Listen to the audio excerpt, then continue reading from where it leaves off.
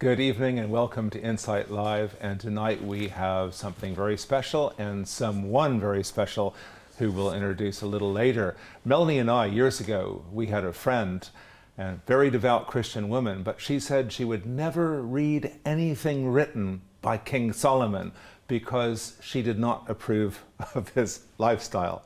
So she would always say, how in the world did a book like Song of Solomon ever manage to get published? And why is it in the Bible, in the 66 books of the Bible? And I don't know much about the Christian publishing world, but tonight we were going to introduce you to somebody who has done an amazing job and made a great impact in the world of Christian publishing. Well, it's a very warm welcome to Insight Live this Tuesday night. And of course, we are live and interactive, taking your emails and SMSs. I think tonight is going to be very, very stimulating. You know, many of us read, or we even have a Kindle and download books, or we talk to our friends at church or wherever and say, you know, what are you reading now? And that's the latest thing. And often on Facebook, a book will come up. Oh, yeah, I've got to read that. So, you know, a lot of the time we don't actually get to read the full book. But today we are going to be speaking to Tony Collins. And he has actually published over 1,400 books. An amazing, amazing Most man. people haven't even read 1,400 books, yes, let alone there's published. The picture there. So he's actually a recipient of a Lifetime Achievement Award for the Association of Christian Writers. Now that is something to boast about, absolutely for sure. And he's racked up innumerable errors as well, and dozens of titles have failed. And the interesting thing is that his whole precept is that when you fail, you learn things.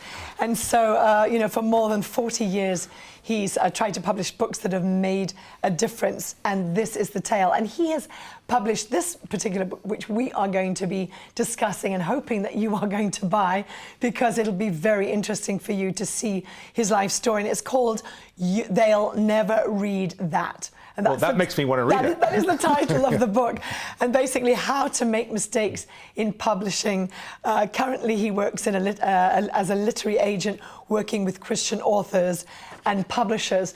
And you know, the interesting thing is because he has such a diverse kind of web of interaction with people, publishers, writers, authors, he's heard the stories. He's walked through a lot of people's failures and successes. And so tonight, we're going to have this incredible insight into some of the things that go on behind the scenes. Because you might pick up a book and, you know, read and say, wow, this is fantastic, and you think the author's got it all together.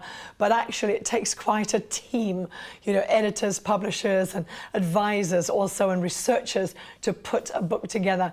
So it's going to be very exciting to see Tony. You know, look, some of our viewers, there's talent out there. I believe there's some viewers tonight, and maybe the Holy Spirit is nudging you like he's nudging me. Write that book you've always been talking about. And some of our viewers, Melanie, they write long emails. Yes. I promise you, some of you listening tonight, you have probably sent in thousands and thousands and thousands of words to Revelation TV on that iPad. And if we compiled what you wrote and edited it a bit, I bet you would have a pretty good, thick, fat book to go on. But I know there's talent out there because we've seen it in our emails. Right, so Kurt, I do have a little bit of a challenging, before we invite Tony Collins on to talk about his life, what about the thing that you were speaking about? So you've been speaking for a couple of years about writing your book, and I think you've got 2 books, but there are seasons. Obviously, we had to restart the church after COVID. We were on the beach, and you've had a lot of things that have been challenging you. Tony knows this, but he's definitely listening. I'm here actually today because of a publisher. I forget his name, but he was one of the more prominent, you know, publishers in New York City in the 40s and the 50s. Personality, I just can't remember his name. And I have a letter on my phone, and he knew my father very well. And my father read Carl Jung's first book translated in English. He gave him a copy, you know, off the press. And my father was on a boat.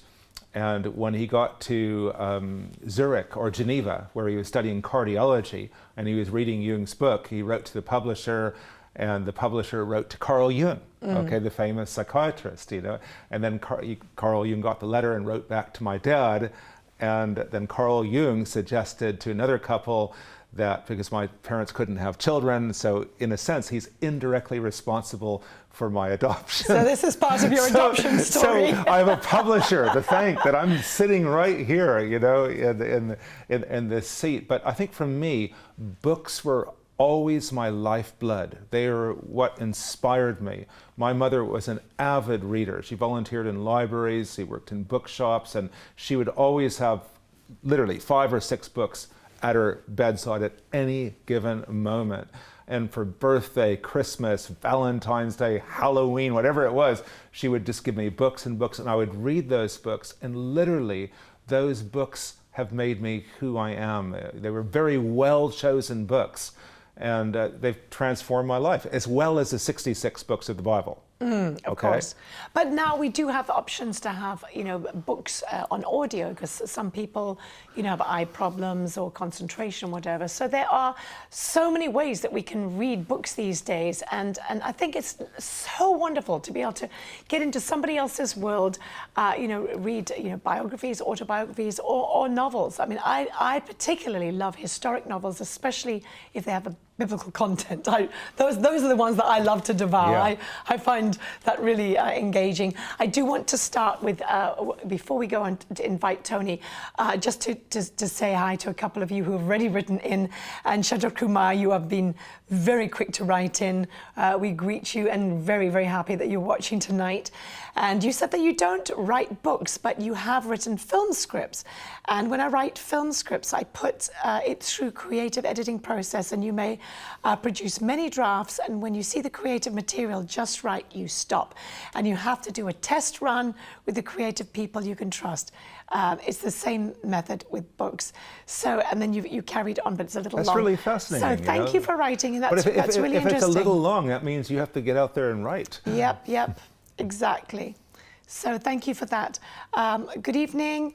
This is Big Daddy Kurt and dear Mother Mel. Hi. Dylan, always sending you a kiss. Really looking forward to the show tonight, Melanie, and my mate Greg is here. Greg, hi. Lovely that you could join us tonight to enjoy the show. Also, love from Dylan. Dylan, you may be writing a book. You have such an incredibly passionate story of suffering and overcoming. So you've got to listen carefully to Tony when he comes on. I think we should invite him on now. Maybe. well, Tony, you're going to magically appear on the television screen right now. Tony Collins. Tony, Hey. we want to give you a very warm Revelation TV welcome, especially to Insight Live. Thank you so much for taking time out to be with us. We're very excited to introduce you to our audience. I don't know, maybe you can give them a little wave and a hello. Lots of people watching today. And we invite you also to write in if you have questions for Tony. But we'll start off, Kurt, you've got maybe the first question. Well, the first question is he? you know, who are you? What made you who you are? What role did books play in your life? Why this book? I mean, you wrote this book fairly recently, but it's a culmination of just all your life experiences. And who is Tony Collins? Okay. My background is very much in the world of literature. Both my parents were teachers. I had books around me growing up. I did a degree in English and French literature, and my Christian faith was heavily formed by my reading of Christian books. Wow, fantastic. Yeah. So you grew up Christian. You know, where did you get your theology from? Your family? Is that how that worked? I became a Christian at I think I had several stuttering starts towards the conversion to the Christian faith. The one that stuck was when I was part of a mission to my hometown at the age of 18. So I went up to university, having just very recently become a Christian. And there I joined the Christian Union and started to read and learn. The book there were 2 or 3 books which really had a big impact on me. Some of you will remember the name Francis Schaeffer. Yes, I've read all his books. I've read all his books. L'Abri, Well, everything, yes. Absolutely right. He was an American living in Switzerland, and he started the L'Abri movement. And he wrote a couple of books called Escape from Reason and The God Who Is There. And I devoured those when I was a student. And indeed, after I'd started at the publishing company which published his books, I had the privilege of being his editor. No. Wow, that's amazing. Wow. Incredible. Yeah, I devoured his books. When I first became a Christian, it was in Spain, and I met many of his students or the people that were part of that community. Wow. Mm-hmm. And you were his editor for how many books? Oh, for a bare handful, 3, perhaps 4. But that story comes later. The thing that really turned the tide for me, though, was a book by a chap called Roy Hession called The Calvary Road. And it's a very simple little book. It's only about 70 pages long. And it is a book about how you can find the blessing of God if you walk in the light. I mean, it is very straightforward. It comes out of the East African revival. It was published, I think, in the 1950s or the 1960s.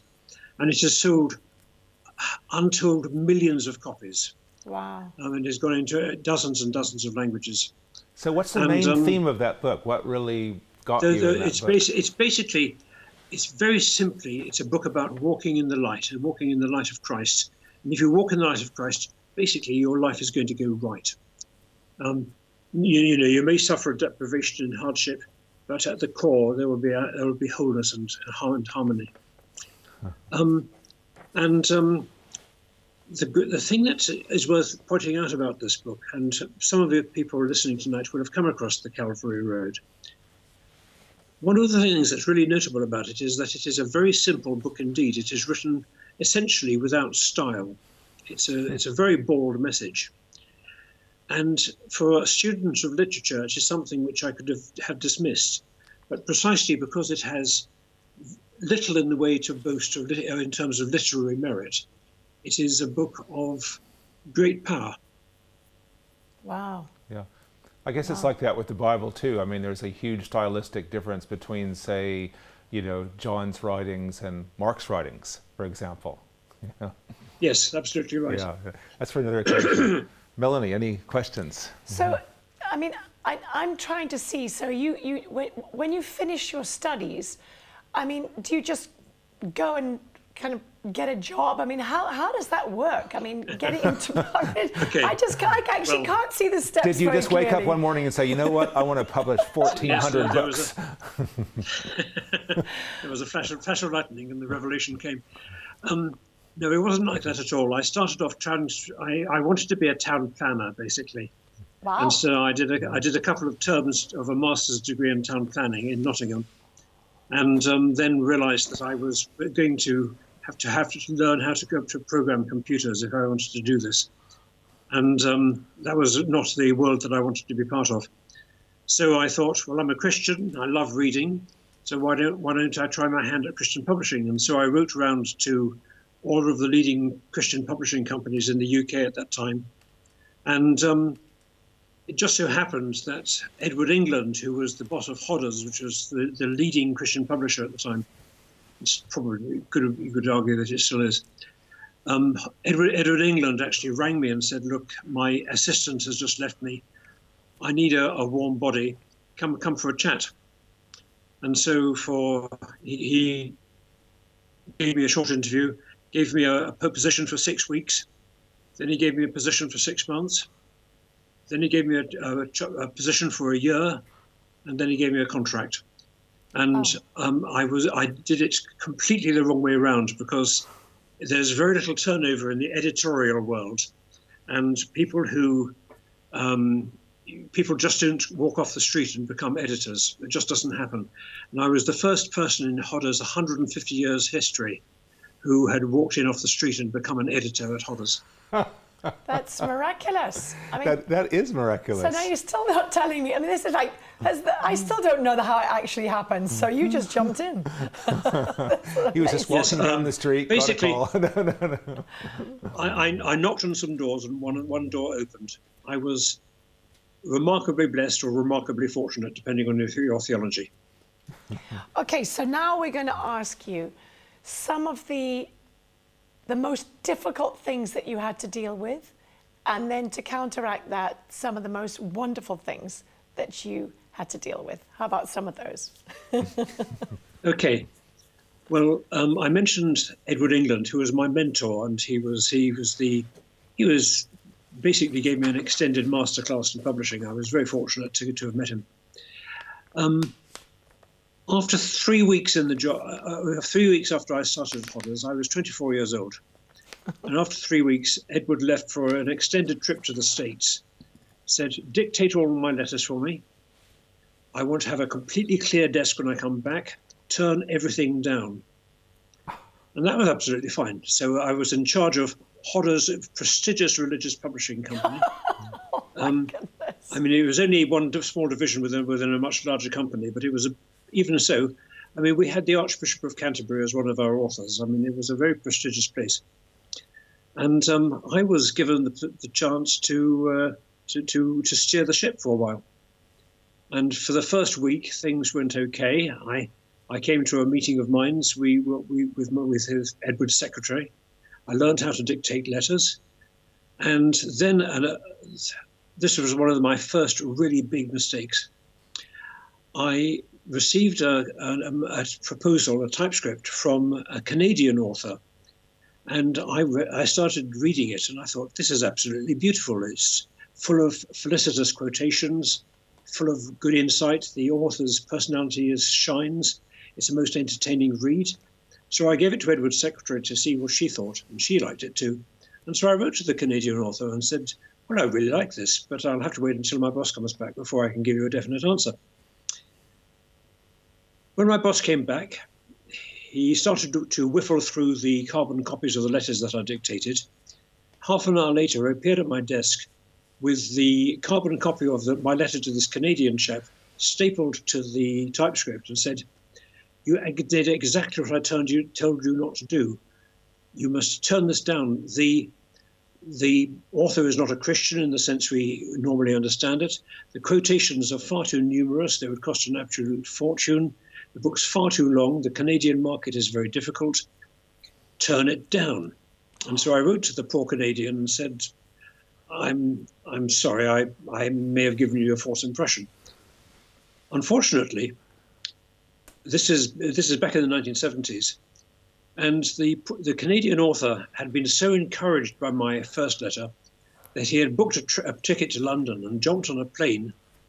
And 2 weeks after Edward's return, he turned up in reception at the London offices of Woodrow Station. Oh no! That's terrible. And a call came through from the reception saying, could Tony Collins please come down to the lobby? And so I dashed into Edward's office in a panic, and he looked at me completely unsympathetically and said, you're just going to have to tell the guy what happened. And so those 4 flights of stairs down to the lobby were the longest staircase I had ever travelled. And I had to explain to this poor man that Hodders had actually employed a complete idiot, and that I wasn't to be trusted, and I'm so sorry to have misled him, and I'm so sorry he had had a wasted journey. And this lovely elderly gentleman with immense dignity, he put it on his coat and his hat, and he thanked me very kindly, and he left the building. Oh. And that was my introduction to the dangers of enthusiasm when publishing. Oh, wow. What a story. And you were how old, 24?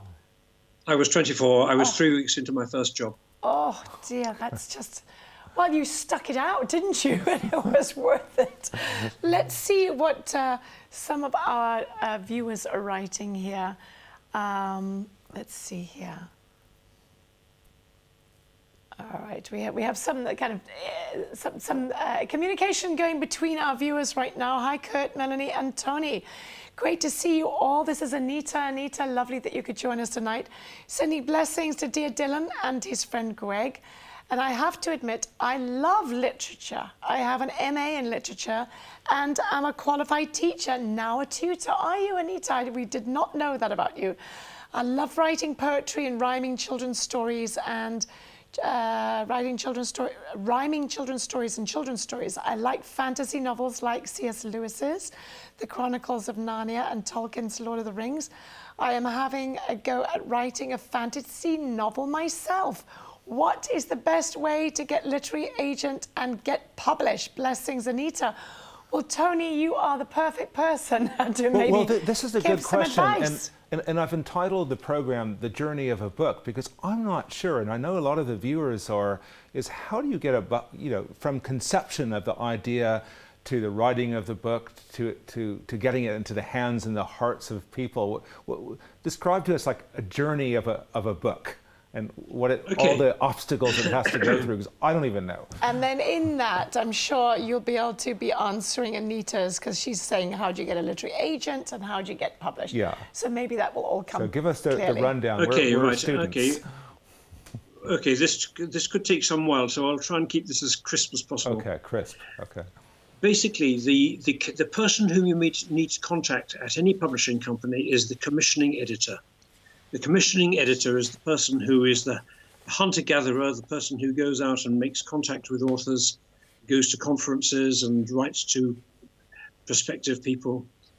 And he or she is also the person who is likely to be the one who receives ideas and sifts through the piles of material which gets submitted to publishers. So that is the commissioning what? Editor. That's the commissioning editor. I've never even heard of that. Wow, So this is great. Okay, so happy. you've heard of editors, and there's Yes. various kinds of editors. But the person who sits at the receipt of custom, the person who makes the choices, usually with a team behind them, as to which book should get published, is the commissioning editor. And that was the role that I was learning how to do.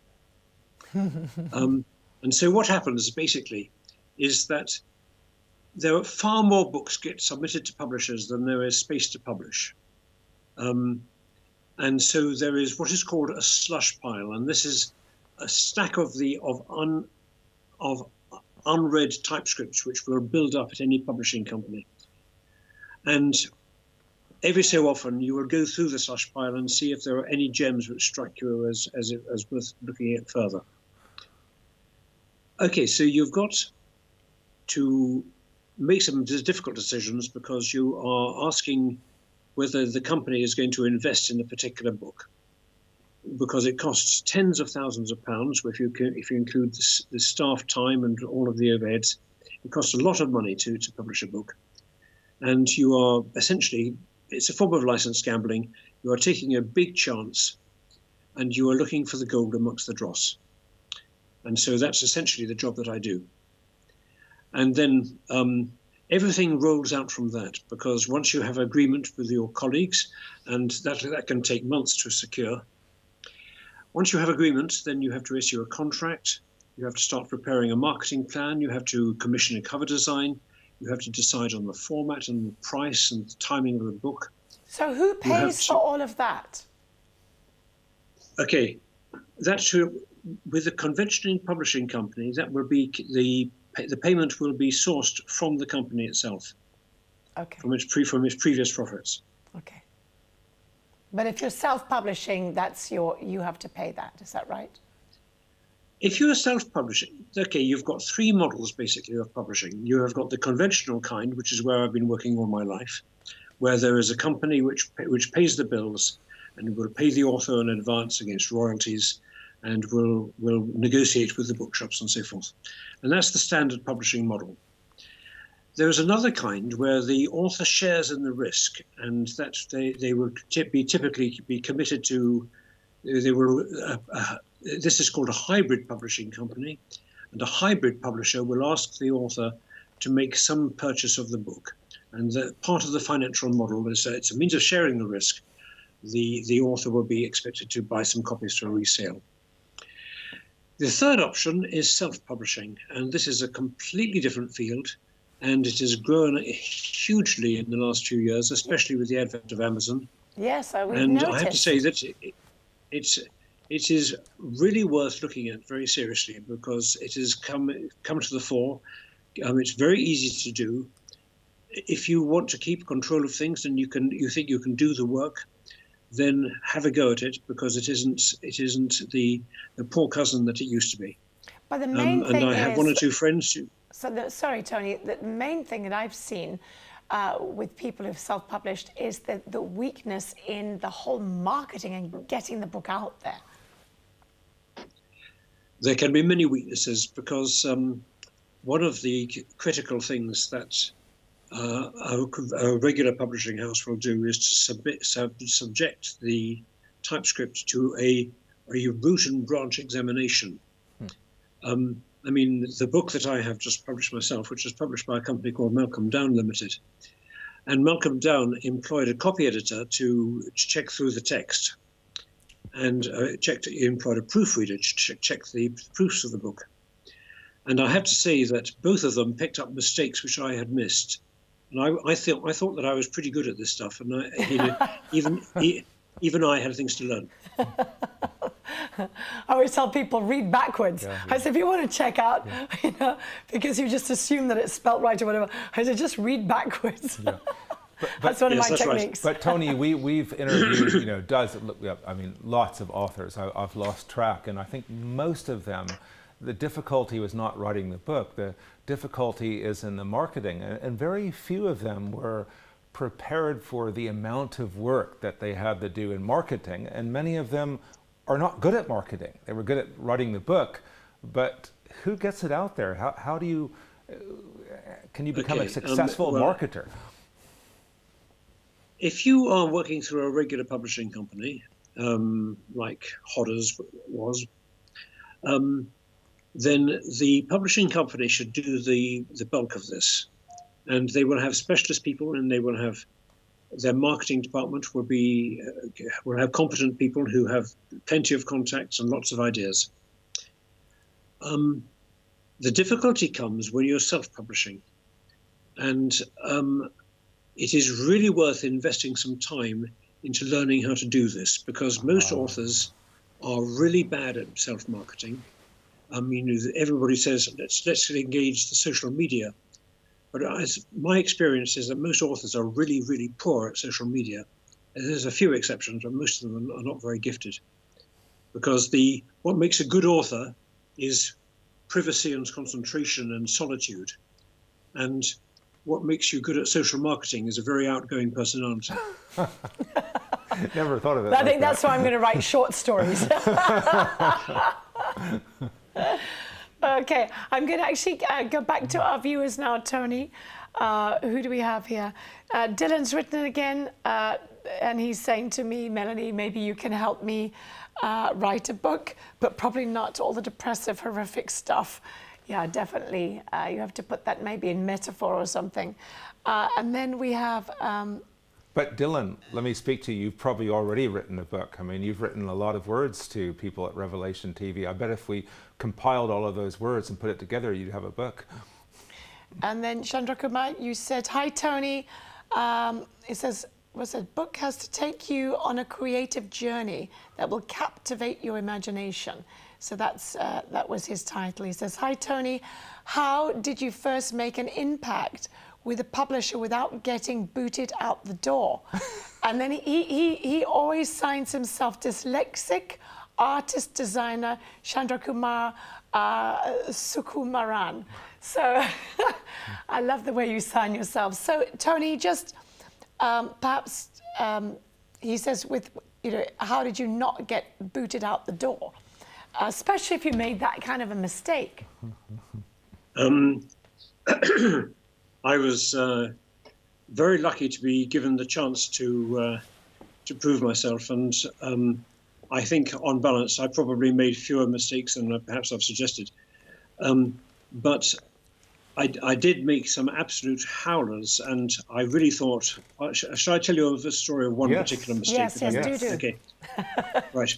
Don't give your book one of away, the things that, okay, about a year in, when I'd been given my contract, Edward said, okay, Tony, I want you to take charge of religious book marketing for Hodder and Stoughton.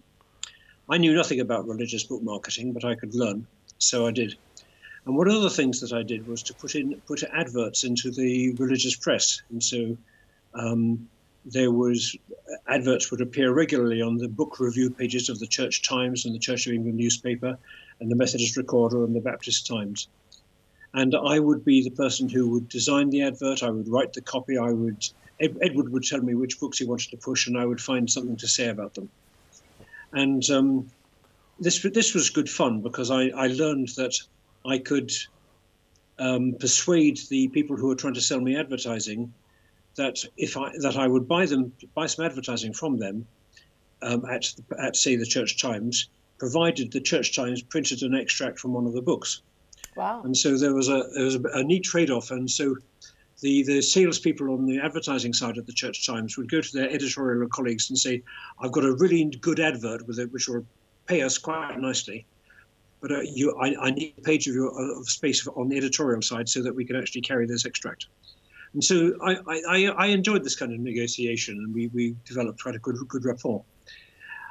All went very well until one day Edward called me into his office, and he was as unsmilingly angry as I had ever seen him.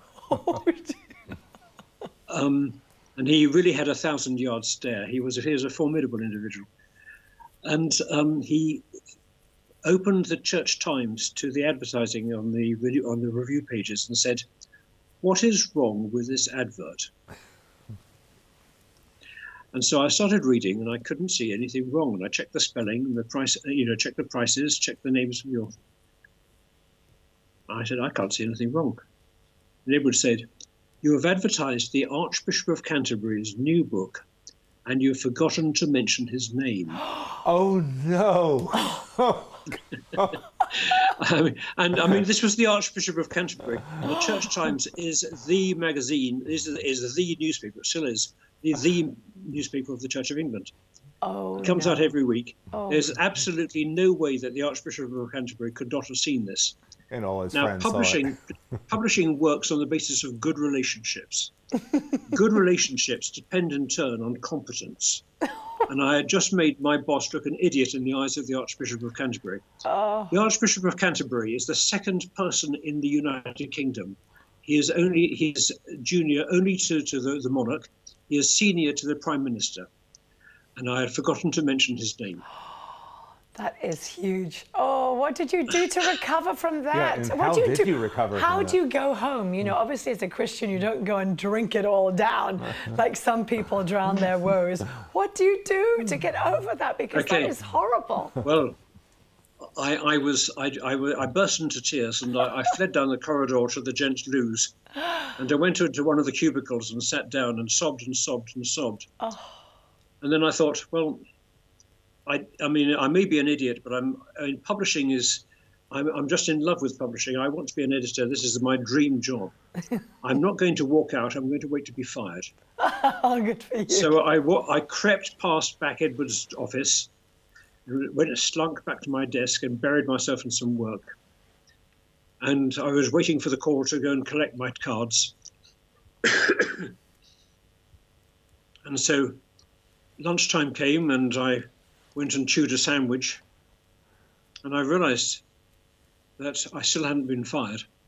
And then the afternoon came, and the telephone rang, and it was Edward. He said, "Come into my office."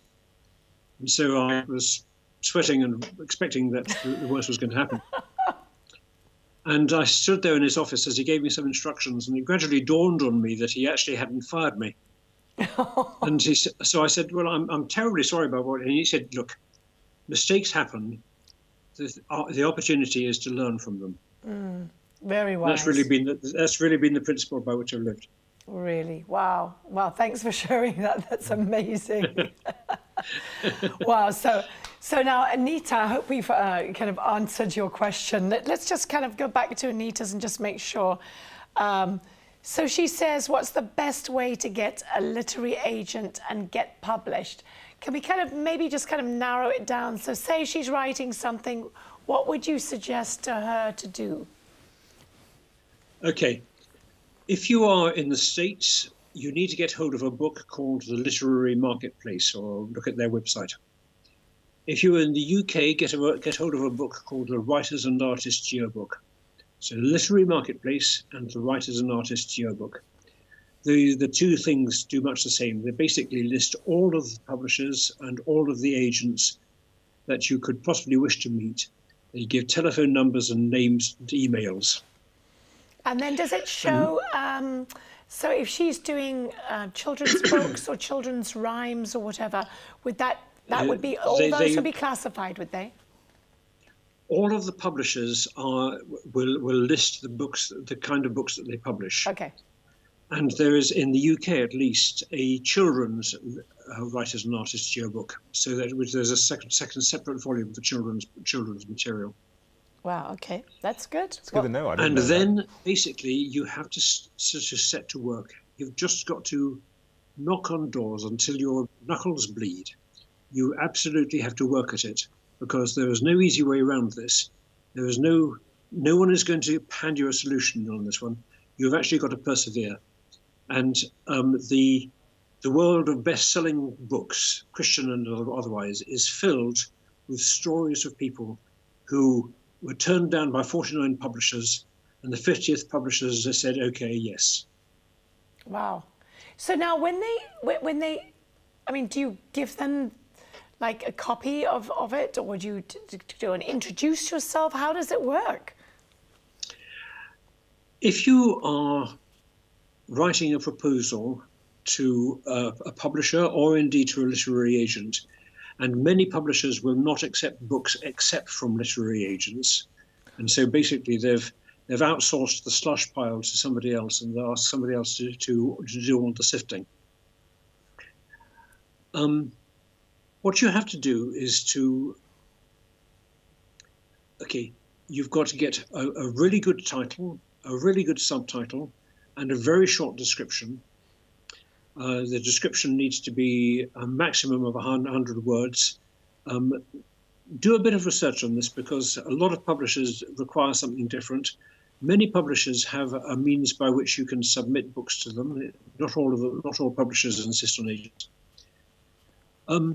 One of the things that you absolutely have to do is to find a hook. A hook is the thing that brings the book to life and makes it stick in the mind.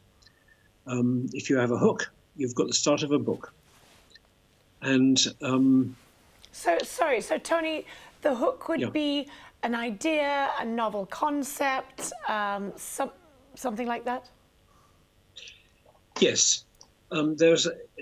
For people who are not in the UK, you may not know the expression Fleet Street. Fleet Street is where the newspapers in London used to live. And there was an old Fleet Street saying, "You have shown me the sausage, but where is the sizzle?" The hook is the sizzle. Okay. I'll never forget that saying. Okay, so let's go to your book. Why don't we go to your book, and you show us where the sizzle is, just as a demonstration? Would that be wise or not wise? Oh yes, well that's straightforward. Okay. The sizzle is in the subtitle in this case. You see, people are bored with books about success. Yes. So here is an experienced publisher saying, This is how I made a complete hash of things. That's good. How to make mistakes in publishing. Excellent. So that is a hook. Okay, so that's your sizzle. But that's the sizzle. Fantastic. I mean, you see, there are lots of other sizzles. Just imagine what kind of in the elevator pitch, what is going to stick in the mind? There was a chap who came to speak to a church men's group that I was part of, and his opening sentence was, "I had a big row with my wife last night and she made me sleep on the sofa." I would listen. That was a hook. I mean, you could. Another hook would be, "I was a hard man. I had killed 6 men. I was in prison for life." Oh my goodness. Yeah, that would definitely be a hook. That'd be definitely a hook. Okay, I mean, you can imagine these for yourself. There needs to be something which is going to absolutely stick in the mind, which is not going to be where you will want to go and repeat it to somebody else. Yes. But it's like every story of Jesus has a hook. Think about it, especially if you understand the culture. Yes, yes. It's just, it gets you. Well, like the prodigal son comes to mind. Oh, I mean, yeah. that's it. And Shakespeare loved the prodigal son. Yeah. He had that motif in some of his works. Yeah. So, Cynthia, you've written in and you want to know about the book that Tony suggested at the beginning, the very small one. So that is, as far as I can remember, Tony, it's Roy Hession, The Calvary Road. Is that right? That's absolutely right, yes. Roy Hession. Yeah. It's easily available. It's still around. Okay, so let me just repeat that again. It's Roy Hession, The Calvary Road, Cynthia, if you'd like to get that. Kurt, come on, I've been doing all the talking. It's your turn. Come, let's get some meat here about the book. Let's go back to your book. And I think, what will people get out of? How will it encourage people to live a more impactful, a better, a more fruitful book? Say if you're not into publishing and you read your book, I think strength and weakness and how you learn from failure is a definite theme that comes out. But say you gave this book to somebody who doesn't really read that much, but they're reading your book, what would they come away with? Okay. Sorry, my voice here. What I'm really talking about is the experience of failure and the nature of faith. Because faith requires you to step out, faith requires you to fall flat on your face and to realize that in the economy of heaven, nothing is wasted and that it is all going to work out in the end. Wow, that's beautiful, good. Beautiful. Okay, so basically, what I have said in my book is that it is okay to fail.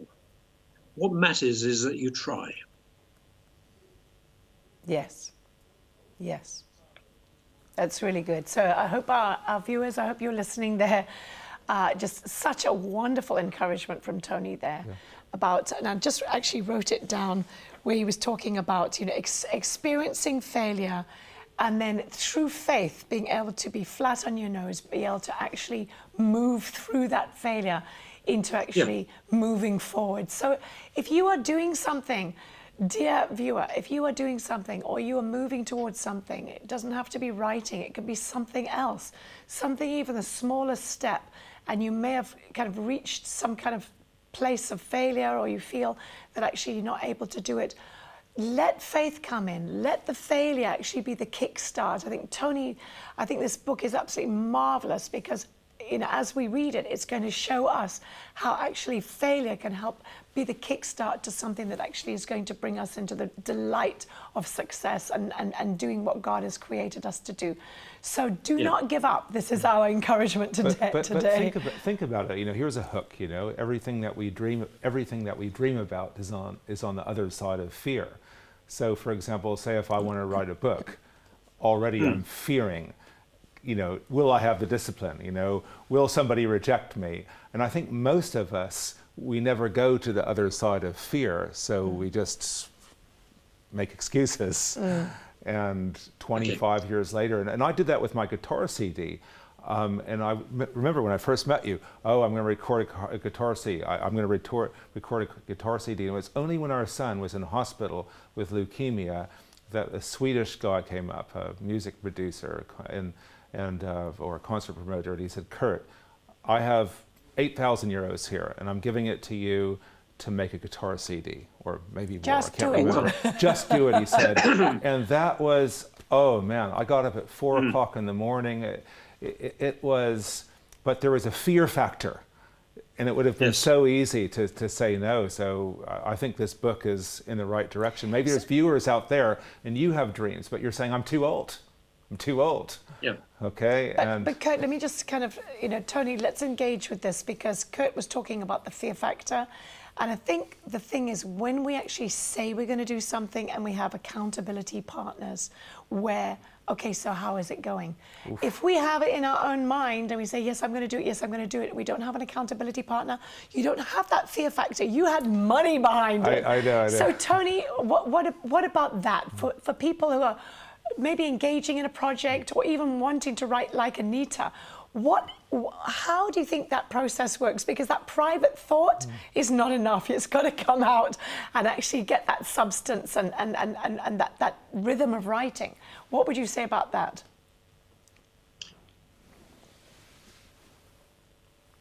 I think that you need to be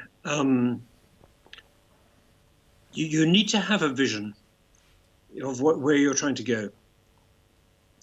And I think that it's quite important that at the early stages of realizing this vision and of putting your hands to the keyboard, don't talk about it. This is a private thing. It's between you and God and your keyboard. And if you start to talk about the book before you've written it, before you've got the bones of it down, then all of the energy is going to leak out at the sides. Wow.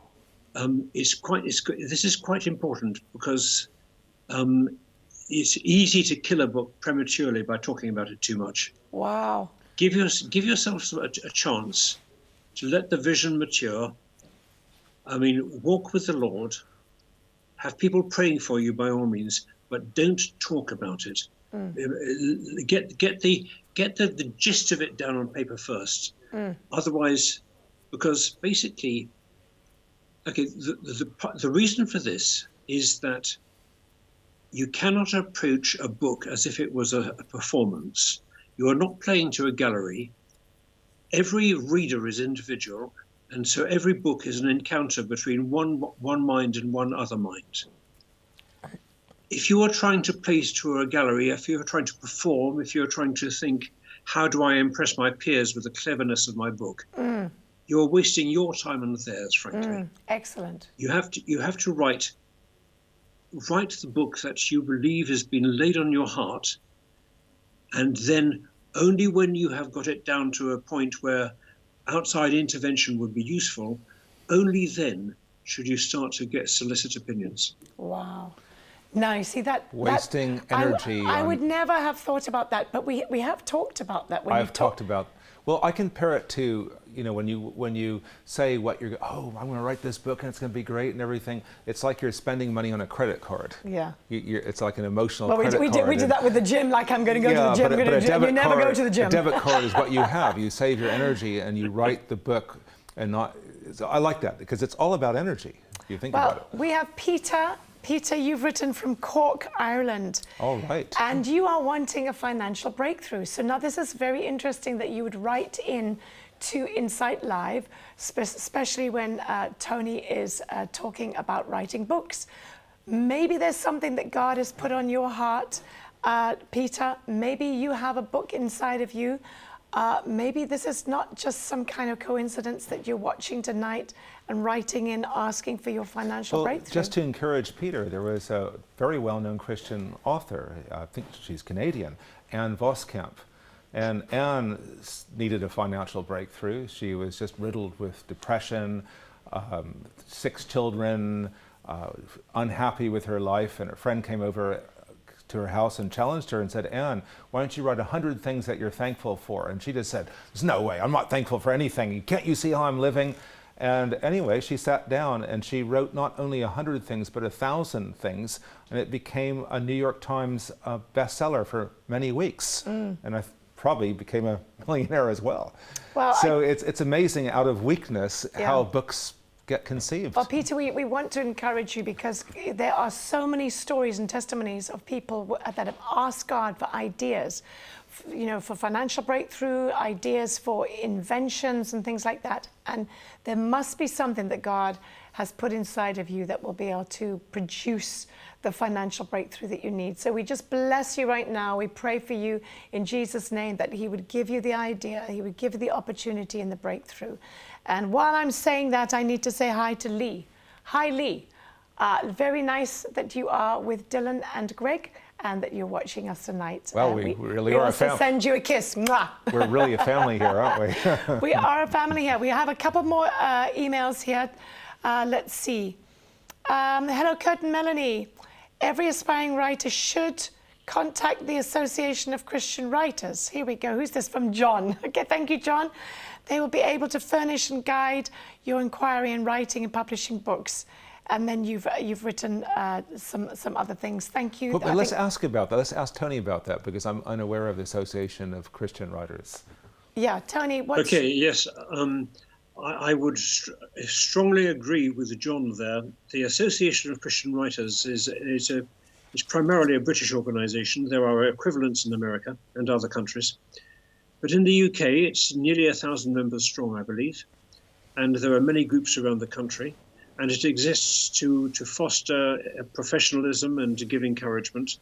It holds regular conferences. And in fact, I'm speaking at the Jubilee Conference for the Association of Christian Writers in June. So the ACW, Association of Christian Writers, you can find their website, and they have published, amongst other things, a number of books for themselves, including a wonderful collection of essays called Worth Its Weight in Gold. And so I do recommend the Association of Christian Writers, yes. They're the ones that gave him the Lifetime Achievement Award. Ah, yeah, yes. That's the connection. Well, John, you're writing, this is John Copeland. So, John, you're suggesting that whoever's going to be publishing, Alison Signs is the membership secretary. But anyway, you can look it up, membership at christianwriters.org.uk. John, thank you for that. Who else have we got here? This is from N. Hi, N. Wow, lovely that you're here. South Africa. I'm trying to self-publish a poetry book, battling with techie. COVID stopped me getting to Dublin to mix with my writing book friends, and the poems are edited, etc. I am frustrated, but won't give up. So that's N, trying to self-publish poetry books. Any comments there, Tony? I would recommend that if you are going to self-publish, there are a couple of organizations which are really worth looking at. There's Ingram's and there is Kindle. Kindle is part of Amazon. I know more about the Kindle side of things, so I'll speak about that. Kindle Direct Publishing, which is, as I said, part of Amazon, is designed to be used by non-specialists. It's very easy to use. The trick is, however, that you do actually have to do all the work yourself. Yeah. But the service itself is basically free. Amazon does not require any investment on the author's part. All you have to do is to provide the files and the cover, and they will do the rest. Wow. But the downside of that, of course, is that the quality control is entirely up to you. The marketing is entirely up to you. And while Amazon will guarantee that it will get listed around in different countries around the world on Amazon, that doesn't sell books. That just that's just an opportunity. So we are coming to the end of the program, but I just want to Terry, you wrote in just a quick thing. Dear Kurt, Melanie and Tony, thank you for all that you've shared, for your wisdom, grace and openness. Teamwork so vital. And then Terry goes on to confess, I failed to help somebody with a very special book in 2005. Pray for God's forgiveness. Well, Terry, you just asked the Lord. He is gracious and forgiving. And we have also, dear Kurt and Melanie and Tony, thank you very much for the program. What an absolute blessing it is. God given, you have answered so many questions that I am sure so many people are asking. Great, reliable, trustworthy source. Explained everything so quickly, so clearly. I feel more confident about my own book now, as it's quite daunting knowing where to start when you are, when your book is ready. Thank you so much.